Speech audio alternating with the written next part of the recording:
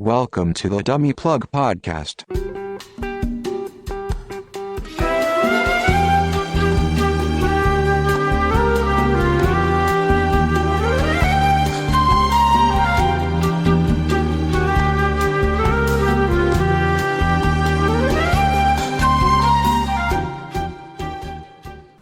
Welcome everyone to a special edition of the Dummy Plug Podcast. My name is Gainer79.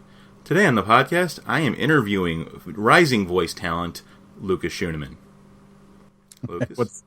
What's going on there, George? Rising. I had no idea I even was made of yeast, but that's awesome to hear, and I appreciate the compliment, man. No, we love having you here, Lucas. You're an awesome person, and we, as the podcast, love you. You've done so much for us. Aw, thanks, guys. I appreciate that. Well, we've known each other personally, I think, for how long is it? 5, 6 years now, I think, there. Yeah, about 5 or 6. Yeah, going on that, and we've seen each other at conventions around the Midwest there. So it's cool to meet up and do a little specialized talk about voiceover and a little bit about Evangelion even. Hopefully. All right. Well, let's get started with the questions, because I Please. know... Oh, and, I did have a quick question from one of my podcasters, General Okay. Iowa. Okay. Yes. What's up, Rob? He wanted to know if you could answer any of the questions in a Cockney accent. How about this? If I choose to, I will give no trigger warning. I will simply launch into that question, into that answer, I should say, in a Cockney accent, if the Cockney accent deems it appropriate. How about that? Sounds good to me. Okay. All right, so I'll ask the usual question here. How did you get started in the industry? Oh boy, yeah. This is one of the big ones. But you know what? It's cool. I like this question because it's different for everybody. You would think. A lot of people would say, "Oh, well, you have to have an acting degree, or you have to know certain people, or you have to have one of those movie trailer in a world kind of voices." And it's not actually. I mean, everybody kind of gets started in their own way. There's plenty of people who have come from radio. There are people who have come from theater, musical theater, music itself, and there are people that have just come from stage and screen to move into this. And then people who have come from UPS, shipping guys and driving a UPS truck to just walk in and go, "I have a deep voice. Could I voice something for you?" And that guy turns out to be Spike on Cowboy Bebop. Steve Bloom, not joking. Look it up. I'm not kidding with you. He used to be a UPS guy before they literally brought him in, and he had the deepest voice in the room, quote unquote. That's how he got the job as Spike in Cowboy Bebop. And I think arguably one of the best dang anime dubs that has probably ever been produced out there, arguably. But how did I get started? Radio was my first real training for my voice. But before that, in high school, did a lot of theater. Fell in love with theater really a lot, and then just kind of created just this sound for myself. I've always loved playing around with accents and voices and imitation, which is what a lot of kids do. And then later, the transition is going from imitation to character creation. It's not about can you do Stewie Griffin. It's not about can you do Bart Simpson. It's about can you take a character that has no prerequisite and create something from that that's believable, that people can identify with and go, yeah, that voice actually matches this character. That character now has a breath of life in it, and you provided that. And so it's not about imitation, it's about creation.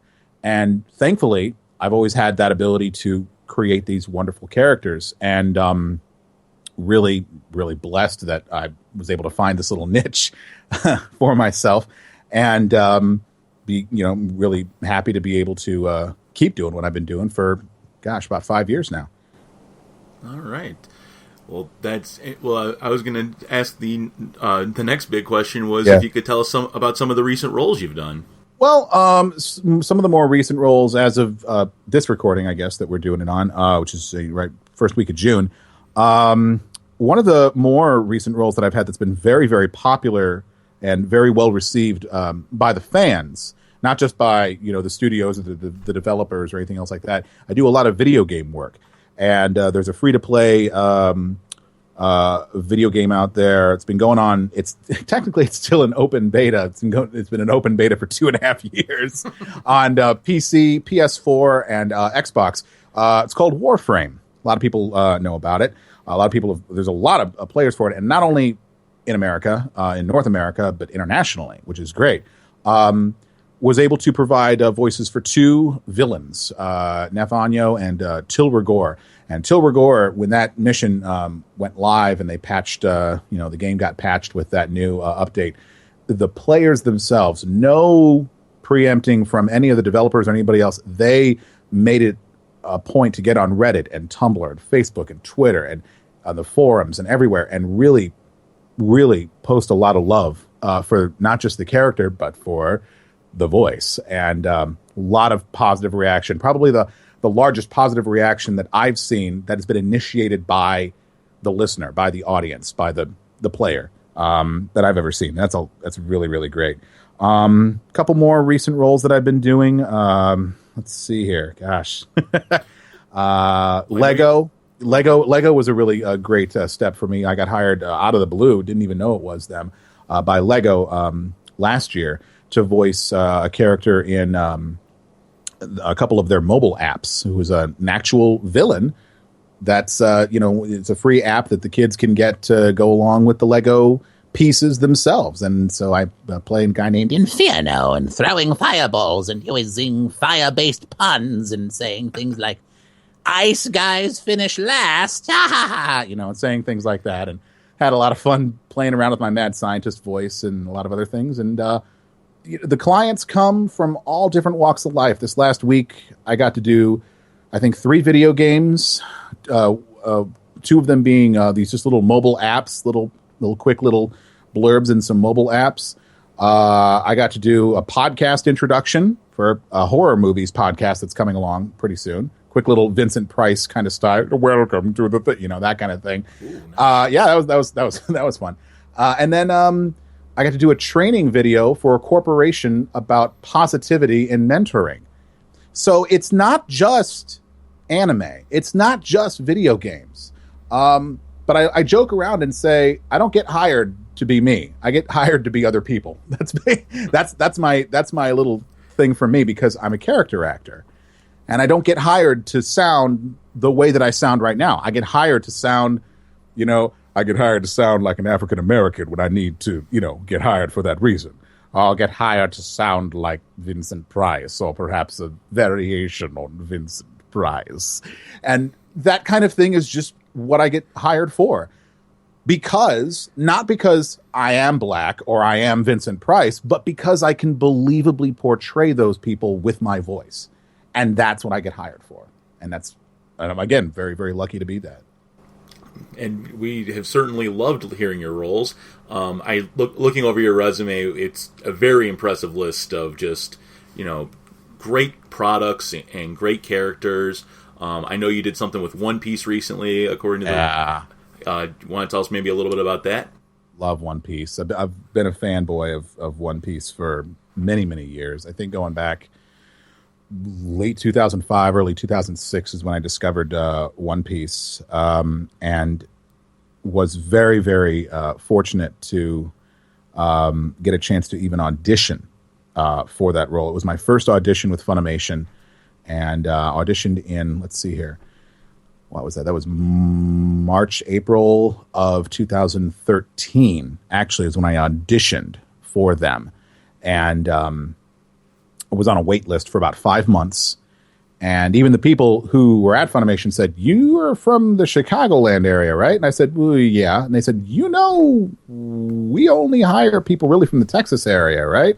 And I said, well, yeah, just, all I'm looking for is just an audition. And they said, well, you've got a resume that's going to back this up, and we'll put you on a list, but we can't guarantee anything. And I said, okay.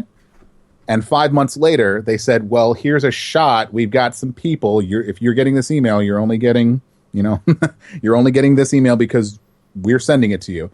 And then I got that one, and it was for One Piece characters. between the ages, and I'm not kidding you, from 30 to 70. That was the range they wanted. And then I said, sure. And I drove down to Texas. Please note, any potential listeners from the Midwest area, don't drive down to Texas for an audition. Please don't. I'm the exception to the rule because I was an idiot. All right. And I said that I would, and then I didn't, and I didn't realize that that Mother Nature would try to throw the biggest frickin' snowstorm of 2013 at me right as I was driving down there, and I'm driving through the heart of it. It's stupid. Anyway, but I made the trip down there, got 45 minutes of sleep on the side of the road. Again, don't do it, guys. Had 11 minutes with Mike McFarland for who was the director of that part of the One Piece arc that they were doing, and actually it was for the Strong World movie that they were doing, and then nailed the audition, but I didn't know that for a month. Then when they called me back and they said, "Yeah, we want to hire you for this for the movie," they didn't tell me who I was. They didn't tell me what I was going to be doing, how much work was going to be involved. They just said, "Come on down in about a week," and I said, "Okay." And I flew down. See, learning, and made it down there. Had a lot of fun. Recorded for about an hour. And ended up being that when I went in there to record for the Strong World movie, my character only had one line. But his character also shows up in the series. So they said, "Hey, by the way, can you do this stuff in the series too?" And I said, "Yeah." And I'm paraphrasing, of course. I had a hard time hiding my fanboyism when I was actually down there. I gotta be honest. And but it was great, and I got to be a named character. He's a recurring character. This summer they're going to start releasing season 7, and from what I understand, this character Vice Admiral Onigumo, for those One Piece fans out there, is in season 7 in the Impel Down arc. For those of you who know that, and hoping to be able to show him off once again. It'd be cool. So that's what I got to do. And it was so One Piece. First anime audition, first anime role, and having One Piece with a named character and a recurring role in both the series and the movies. I think that was a pretty good kick in the door, first shot for Funimation. Well, you know what? I'm sure we are all going to look forward to that, because I know a lot of people we have love One Piece and follow it absolutely religiously. So they can look forward to that, and and definitely we'll be able to pick out your voice, and we'll be able to say, "I know that guy." Hopefully. All right, so let's go on to the next big question here. You haven't been involved with Evangelion before, but if you were given the chance to do it, would you take it? And if so, who would you want to voice? I think that with any voice actor at all, if you say to them, "Would you take a role?" the automatic answer is going to be yes. I mean, would you take the yes? What if you had to be yes? Well, there's not many yes, and it doesn't. They're not really a woman. Yes, it's just like you're going to be a dog. Yes, it doesn't really matter. It's still going to happen, and so it's an automatic yes. But for Evangelion, absolutely. I mean, again, like we were talking about with One Piece, I mean, there's certain just franchises out there that are just like, if you can put your name to that, I mean, it's not really like it's not going to lead to more work. I mean, the fact that I've done One Piece isn't going to make me any better or worse than any other voice actor out there. I mean, that's again something again for the potential voice actors out there to know. It's not that because I've done One Piece now I can get to do almost anything else I want because One Piece is such a huge franchise. It's like Dragon Ball or Naruto or Bleach or anything else out there.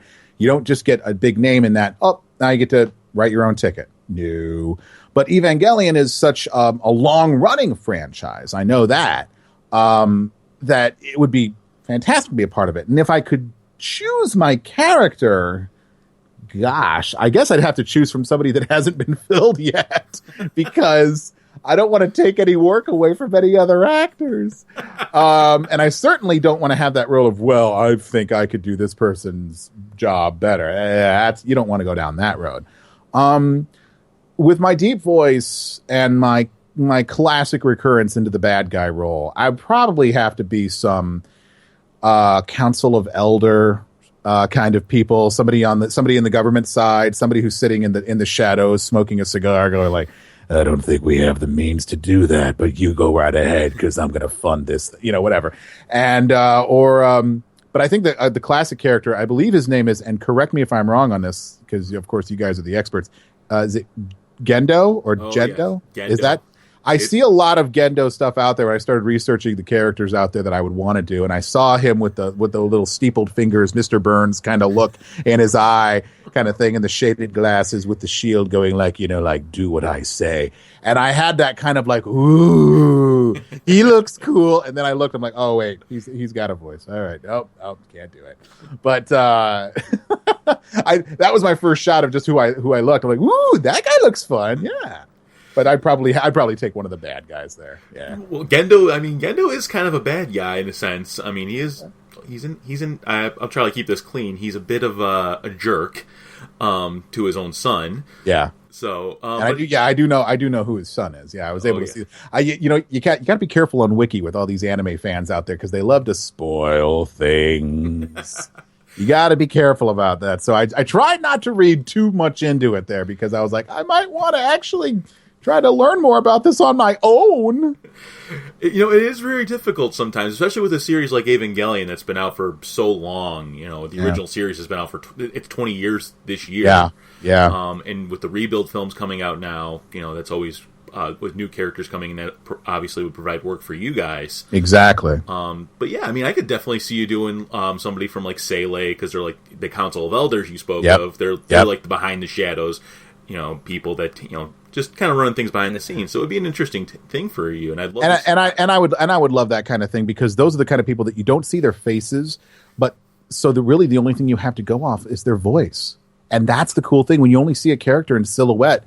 What else do you know about them other than their voice? That's the great thing, because then, we always have those friends of ours that will say they'll try to tell you a story and you don't get anything from the story, and you want to hear that kind of story that really paints a vivid picture.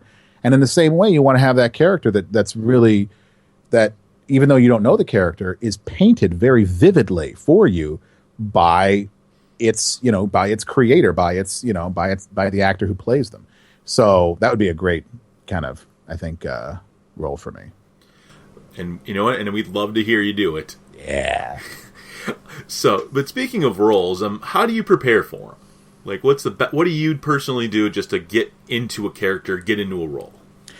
Well, the first thing I like to do when I prepare for a role there, George, if I may call you George, Georgie Porgy, what I wanted to call you, but I don't think I'll go down that road. Yeah, what I like to prepare for is, I like to look at a character sheet. They usually provide you with a list of, their age and their interests and how they relate to the other characters. But, I don't really think that, preparing is the proper way. The proper way to address it. The way you get into a character is you got to think like them. You got to put yourself into the scene and say, who am I talking to? Why am I talking to them? And figure out what you want. The reason I'm saying anything is because I need a reaction out of you, as you the other character. So, why am I talking to you? What am I saying?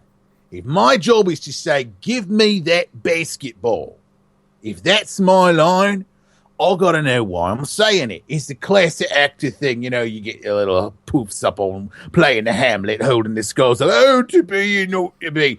What's my motivation? That's what they'll tell you. That's what you need. Why am I doing this? If I need that basketball because I need to put that basketball back into a trophy case, or else there's going to be a nuclear holocaust. If I need to do that, give me the basketball. It has to be perfect. And that's why you do it. So when you prepare for a role, you have to understand who the character is, why they're doing what they're doing, and what the scene is. How many scenes do you got? What's their motivation? How do they change throughout the course of the whole project. That's what you got to do. All right. The hardest thing about that is trying not to laugh. Oh my god. Hey, did I miss anything, George? There was my friend Wally was over here. I didn't catch that. What happened? Oh man. Actually, ask that question again. I got no idea what you just said. I'm sorry. Oh my god, I'm trying to be professional over here. All right. I'll ask the question that just popped in my head. What are you drinking? Mountain Dew Throwback. Ooh, nice. Real sugar, very nice for your actual throat. High fructose corn syrup, not so much so. I can't drink Mountain Dew myself, but I wish I could. All right, so let's see. What would be like a good dream role for you? Look, oh boy, I'm sure you've thought about this. Yeah, it's hard to think of a dream role because when a role comes along for a character that you want, it's usually already been filled by another actor. And again, it's one of the great things about the voiceover business itself is that everybody's very supportive. It's probably one of the only areas of show business that isn't so cutthroat and derogatory and just, all this debilitating name calling and mudslinging and all this other stuff. People are very, very supportive of each other. And, I could audition for something and you could audition for something. And if you got the role, I'd give you a call, send you an email like, good job, man. You're going to be perfect for that. It's going to be great. Good luck, man. Go get him. And it's not that you're under any kind of contract to say it to me if I got the role. But that's one of the great things that it is, and it really exists. So when you talk about a dream role, it would have to be probably something that hasn't been dubbed yet. And I think I might have one currently that hasn't been cast yet because the anime has only been teased at in Japan. And I think the only reason I would want to do this is because of the popularity, the response, and the cosplay options. And I'm not a cosplayer, but you know what? I might do some promotions for One Punch Man. I think I'd actually be really great for that because I got the bald head going too. And I'd love to try out for One Punch Man. That'd actually be really cool. On top of that, I think anything in season 2 or any other subsequent seasons of Attack on Titan, I think that would be really, really great to be a part of as well. That'd be a lot of fun. I would love to see you in Attack on Titan. I'd love to die in Attack on Titan, which is about an 80% chance, I think, if you're actually in Attack on Titan. So yeah, it's like if you're anything not close to the main cast, you're probably gonna die. But even then, it'd be fun. And I only got into Attack on Titan because of the dub, and all my friends were watching the subbed version of it when it came out, and I told myself I will not watch Attack on Titan until it gets dubbed, until there's a dub out there. And then it had its Toonami premiere around the same time that it was starting to get released on DVD and Blu-ray at about that same time. Might have been a little bit of a time difference, but anyway, I started to watch it right there at the Toonami premiere, and it just got me hooked immediately. I loved it, so really just fell in love with the whole cast. And again, Mike McFarlane doing a great job with directing for Attack on Titan, the first season of that. Oh yeah, he did that, and a lot of people are always kind of arguing the sub versus dub thing, and it's just a personal preference for a lot of people. But I think the English dub voice actors did a wonderful job with Attack on Titan. Absolutely. There's a couple of things we could all nitpick, and but otherwise it was a fine job. I think the main, of course, everybody's open to their own opinions. You're gonna love sub, you're gonna love dub. I think it's fine. I personally feel that if you watch a series first and you fall in love with that series, that's going to be the initial language you watched it in or listened to it in. That's going to be the one that you prefer. Period. And I mean, it's like I don't know anybody that prefers the Japanese Dragon Ball Z over the original Dragon Ball Z, because if you watch the original Dragon Ball Z in English, like most of us did, that's the one that you like. But there are people out there that are just like, well, no, I'll do that, and that's fine. I think Full Metal Alchemist is another one as well. I think most of us really got into Full Metal Alchemist because of the dub that was made, which was a great dub. And I mean, and again, going back to Cowboy Bebop, I don't know anybody out there that prefers the Japanese and that says, oh, the English can go suck it or something like that. Like, have you even watched Cowboy Bebop in English? Have you heard Steve Blum's beautiful voice? I'm training my sword so I can Highlander him and try to just cut off his sword and absorb his essence. And like, there can be only one, but that boy's good with the sword. I'll tell you that much. It's hard to beat perfection. All right. So are there any conventions you're going to be appearing at in the future? I've got a couple that I'm going to. I'm going to E3 actually in a couple of months, although it's not really a convention. It's more of a game industry kind of thing. Very lucky to be going there, second year in a row. Might be stopping by Anime Expo. That's going to be a couple weeks later in LA. And then after that, might be making a stop by at Youmacon up in October up in Detroit. Oh, very nice. Yeah, had a good time swinging by Anime Central this past May. It was very nice. Got to take some of the voice actors out. We went over to level 257, the Pac-Man restaurant over near Woodfield. And a very, very nice place there, the Pac-Man themed restaurant. Anybody who's in the Schaumburg area of Illinois, in the suburbs there, stop by Woodfield Mall, go over to level 257. It's a great little experience there, a little drop for them. Oh yeah, I've been there before myself. We went when they were still doing the soft opening for it, and it was crowded. Oh yeah. But oh my god! But it was good. It was a very nice experience. Yep.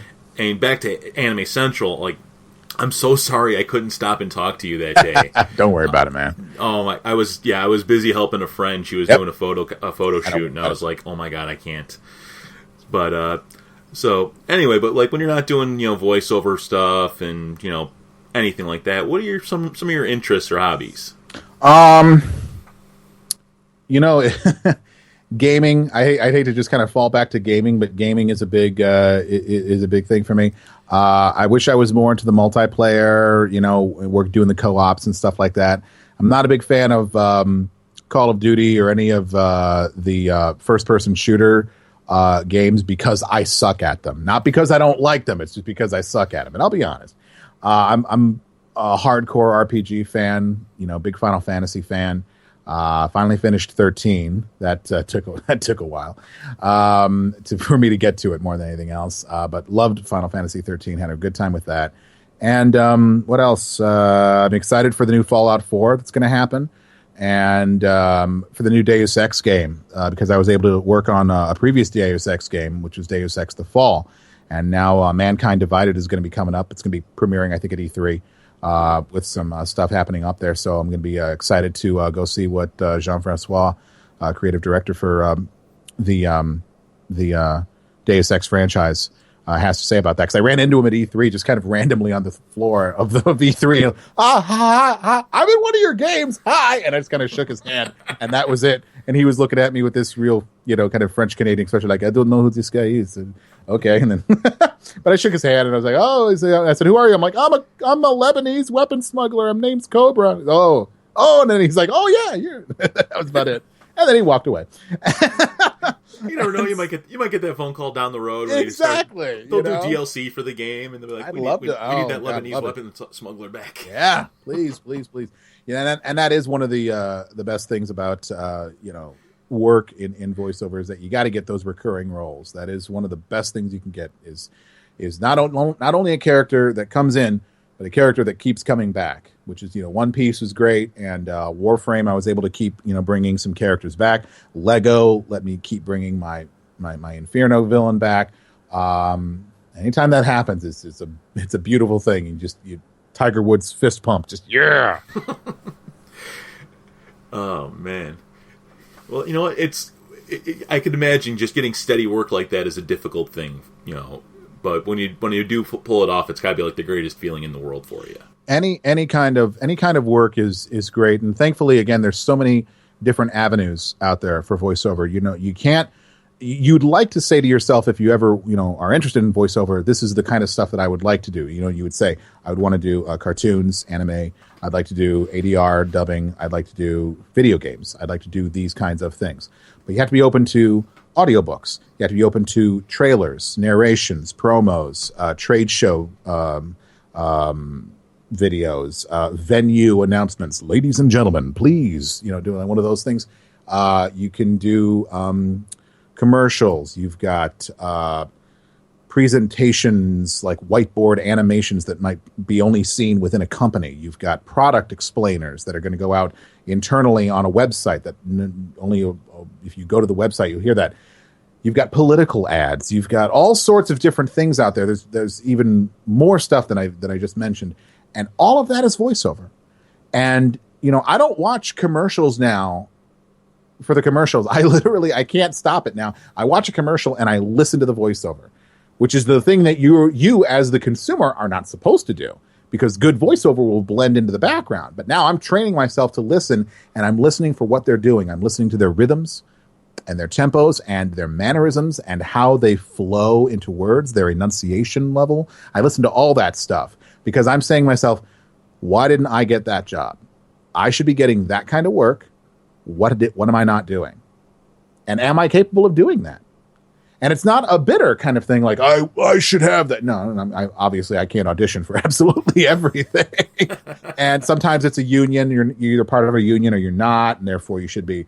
It's not like that. So there's all sorts of different levels of voiceover out there. And thankfully, because of that, there's so much work to be had. And so getting recurring work is great.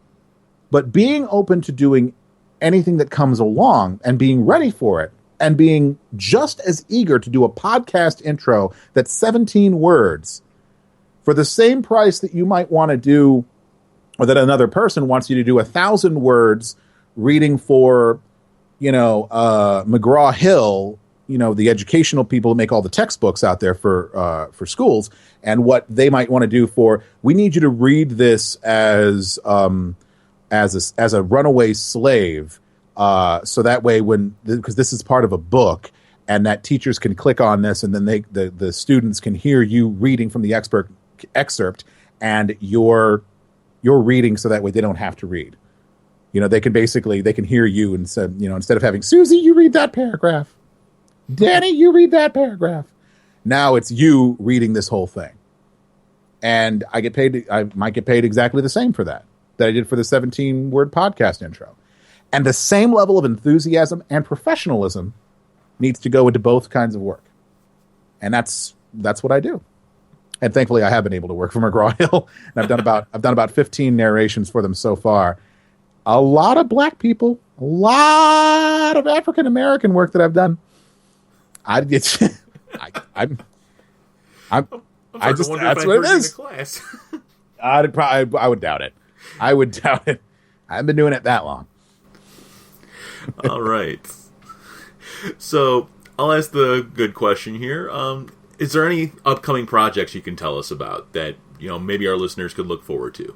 We got Warframe. Anybody who is on PS4 or Xbox, at the time of this recording right now, PS4 and Xbox just got updated to patch 16.5. That'll put a date on it for you, in case you're wondering when we recorded this.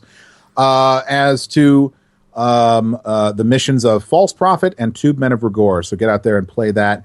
It's free to play. And for those of you that are wondering, I don't want to play, it costs you that. It's free. Basically, you get to be a space ninja, run around and people with swords and arrows, and a lot of fun stuff. Throwing knives at people. That's kind of fun. And basically, you look like a big old robot. Hey, Evangelion fans? Yeah, go do that. What else do we got?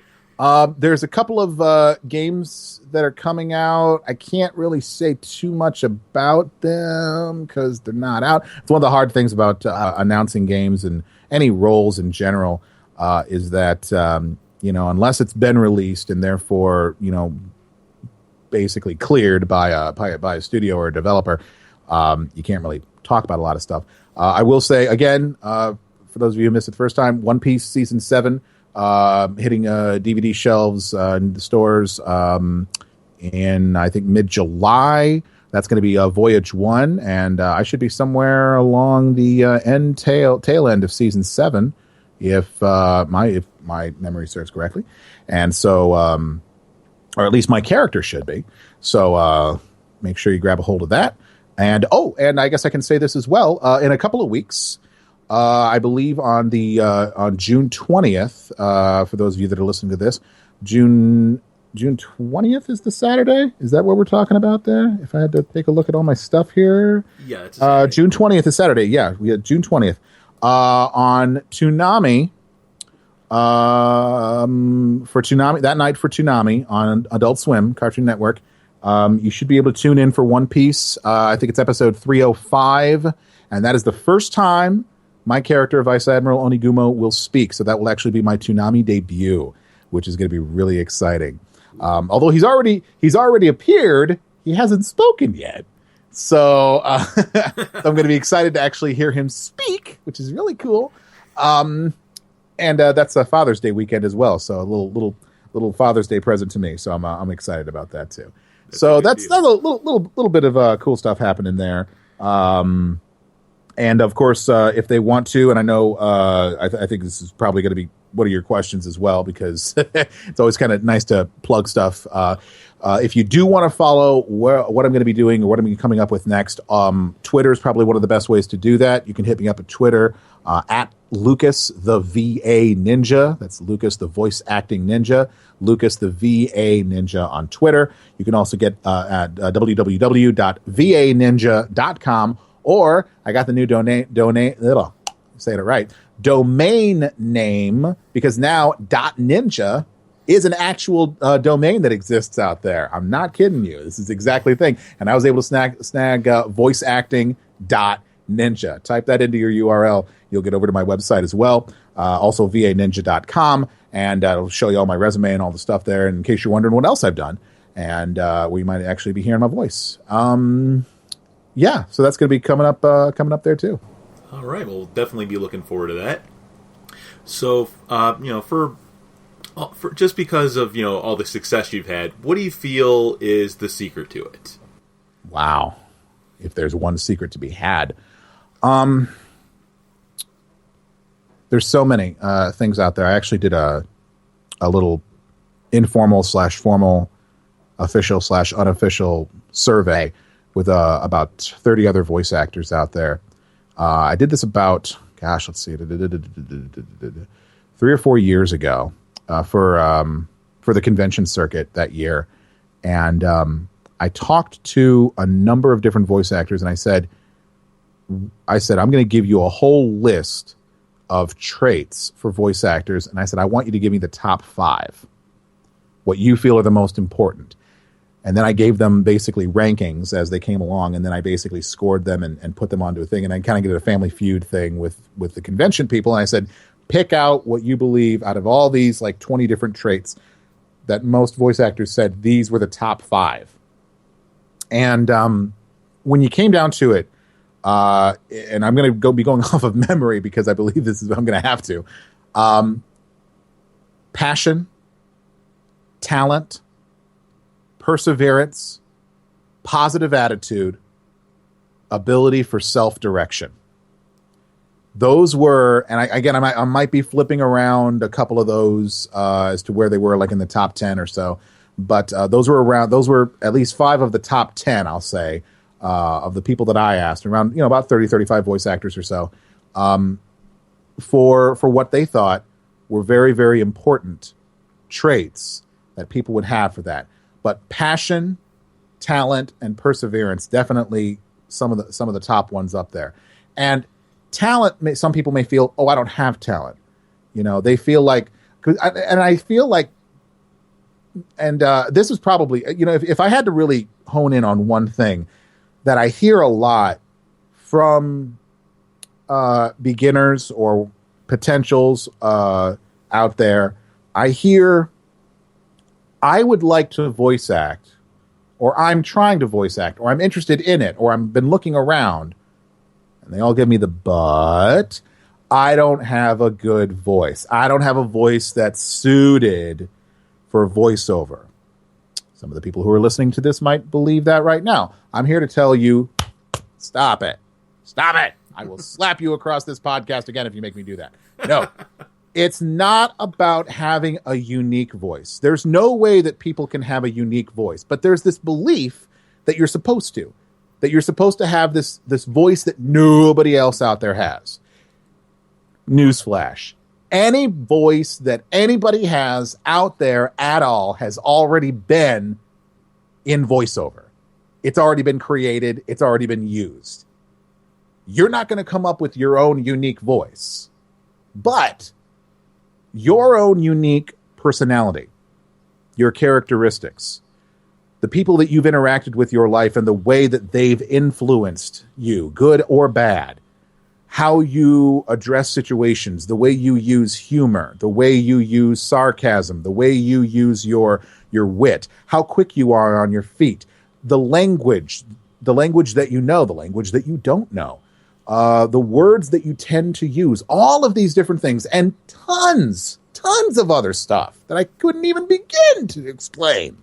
All of that stuff creates you, the little unique snowflake that is you. And that's what you got to market. That's what you got to promote.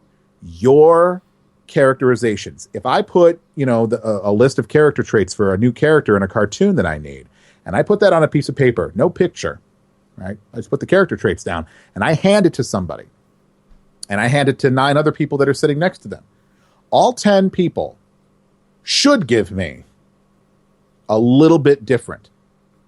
The odds of 2 people out of those 10, or even 2 people out of 100, giving me the exact, to the smallest minutia, the exact same performance, it's so low as to be impossible. And that's one of the great things about voiceover, is that we're all going to bring something different to the table. You don't have to bring something to the table that is like somebody else who you feel is successful or popular. All you got to do is just bring you. You is enough. And that's the secret. That's what you have to get over. And you'll find your success. All right. Very sound advice. And I'll just ask the last question here then. Is there any other tips you'd want to give to the aspiring voice actors? I think some of the other things that we hit pretty well. Passion. You got to have a passion for it. You got to love it. You got to love it every single day. You got to be able to take rejection, which is a huge business to it. This last week, I probably, if I had to guess right off the top of my head, I probably auditioned for between 50 and 60 projects. That would be a rough guess because that's roughly what I audition for every week. About 50 or 60 projects. If I remember correctly, I booked 2. And that's a banner week. That's a good week because I booked 2. I don't have an agent. I don't have representation. I'm all through me. As of right now, I'm looking to get representation sometime later, and then I've got someone else looking for me, and they're going to look through other venues. But 2 on my own is a great week. So that means I failed, by some people's standards, 58 times. I don't look at it like that. I found 2 ways to make me work. And that was those two clients of mine. One is a returning client, one was a new client. And I was able to make that work. And that's what you got to focus on. It's not about how many times you succeed. It's about when you succeed and being able to get up every single day and do it again and do it again and do it again. And to not get hired for 3 weeks in a row, to send out 200 auditions in a row and get 0 responses back, and get up the next day and be ready to do it all again. You got to love this job more than anything else. You really do. I've a couple of other actors have said it out there. If said before you get into voiceover, think about the one thing in your life that makes you happy. And if that one thing is not voiceover, go do that. Go do that one thing. Because voiceover then will not make you happy if that's the thing that it is. Not that I want to dissuade anybody from doing it. No. But if you're getting into this, if you want to get into voiceover for fun, for a lark, do it for, the fan purposes. Do it for, on your own making a little radio play or something like that. No problem. Have fun with that. You want to do it professionally, you got to love it. Because you're going to be facing people every day. You're going to be facing an entire horde. And I mean a horde like an orc horde. I'm talking a huge group of people that are mad with passion for this. And I face off with them every single day. And sometimes I win. But sometimes, most of the time, I'm bitterly defeated. You wipe the blood and gore off of yourself and pick the elves out of your teeth and go at it again next time. Well, you know what? I think, for all the aspiring talents, I think the underlying thing is just keep at it. Absolutely. All right. Well, we already touched on all the, wonderful ways to keep in touch with you, Twitter, email, all that fun stuff. So, is there any parting words you'd like to leave our fans with, Lucas? First of all, just thanks. I always enjoy talking to the fans, whether it's conventions, whether it's podcasts, whether it's written interviews, blogs. It's always a lot of fun. Also, Facebook. Anybody who's out there on Facebook, you can look up Lucas Schuneman, the voice acting ninja, lucas.schuneman.voiceover, and I'll throw you a link for that one there, George. You can put that into the podcast notes, I'm sure, as well as Twitter. And just get out there and keep supporting the official releases of video games, of anime, of films. I know piracy is out there. I am a Marine in One Piece, and I do arrest pirates. But if anything else out there, guys, support the official releases. This is how all voice actors work. Your money does go back also to the Japanese creators. I could show you pie charts and bar graphs of all this, but it's true. Trust me, it all goes back to it. If you love the product, support them financially. You don't have to buy everything they say, but you know what?